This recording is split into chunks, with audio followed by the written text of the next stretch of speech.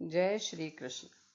युधिष्ठिर बोले, हे केशव, आषाढ़ के शुक्ल पक्ष की एकादशी का क्या नाम है? उसके देवता कौन है, मुझसे कहिए।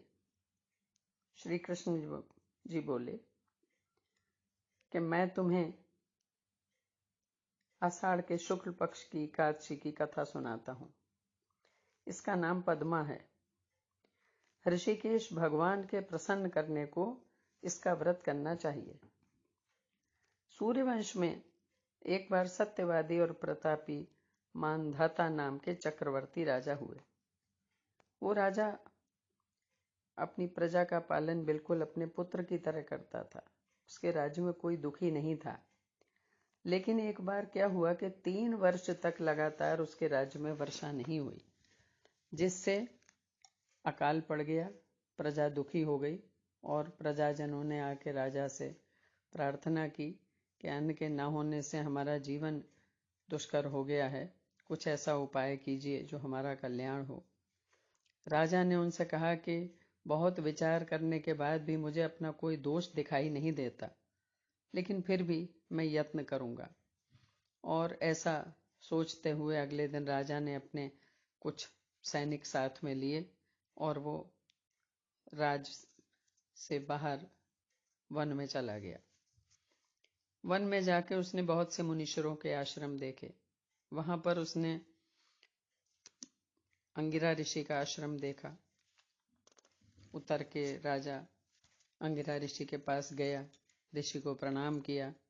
ऋषि ने बड़े आदर सम्मान से राजा के राज्य के 7 अंगों की कुशल पूछी।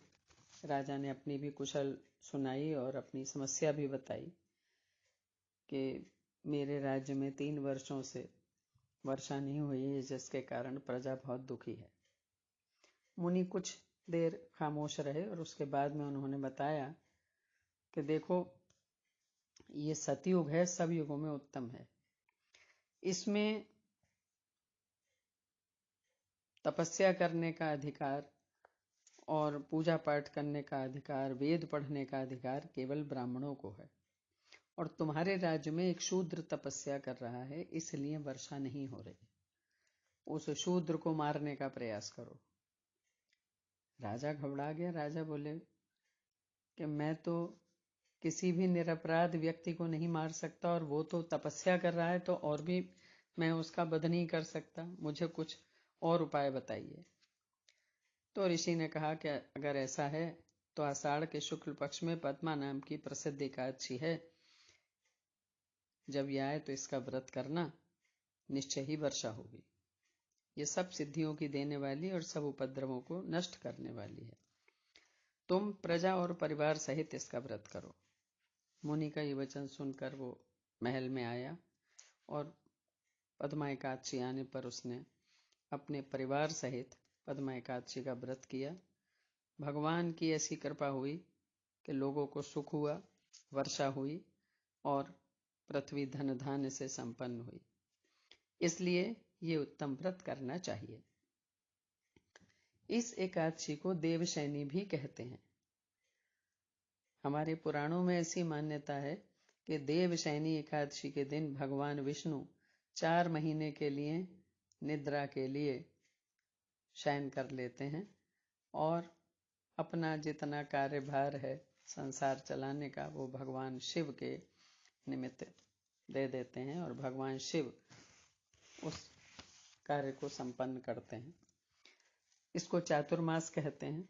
और ये चातुर्मास, ये 4 महीने का जो समय है, ये अपने आप में बड़ा पुण्यशाली होता है।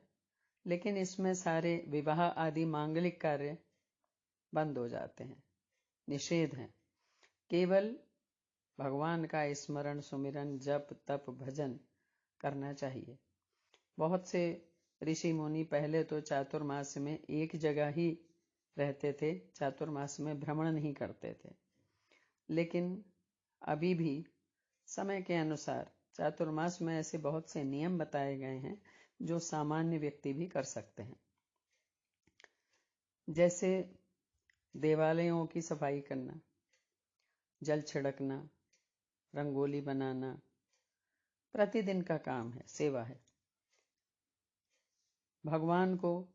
विष्णु भगवान को तुलसी अर्पित करना, सूर्य को प्रतिदिन जल देना और सूर्य मंडल में भगवान विष्णु की छवि का दर्शन करना। अपनी सामर्थ्य के अनुसार जो भी व्यक्ति इस चातुर्मास में दान करता है उसका कोटि गुना फल प्राप्त होता है। इसमें गायत्री का जाप करना चाहिए, जिससे व्यास जी प्रसन्न होते हैं, और व्रत की समाप्ति पर एक सुंदर अक्षरों वाली पुस्तक दान में दी जा सकती है। जो विष्णु भगवान को नित्य तुलसी से पूजन करते हैं उनके पुण्यों की संख्या चित्रगुप्त भी गिनने में समर्थ नहीं है। विष्णु भगवान को शालिग्राम रूप में प्रतिदिन पंचामृत से स्नान कराया जा सकता है। ये छोटे छोटे नियम हैं। पंचामृत से स्नान कराना, प्रतिदिन तुलसी चढ़ाना, गायत्री मंत्र का जप करना, भगवान शिव को दूर्वा चढ़ाना, बिलपत्र चढ़ाना और तिल का पात्र दान करना चाहिए। तिल भर के पात्र दान करना चाहिए। तिल से हवन करना चाहिए। पीपल की सेवा भी चातुर्मास में बड़ी फलवती बताई गई है। जो व्यक्ति पीपल की सेवा 4 महीने करता है वो सब पापों से छूट जाता है। तुलसी धारण करना भी बताया गया है। व्रत की समाप्ति में ब्राह्मण भोजन अवश्य कराना चाहिए। शिव के सामने या केशव भगवान के सामने जो मनुष्य नित्य कीर्तन भजन करता है उसको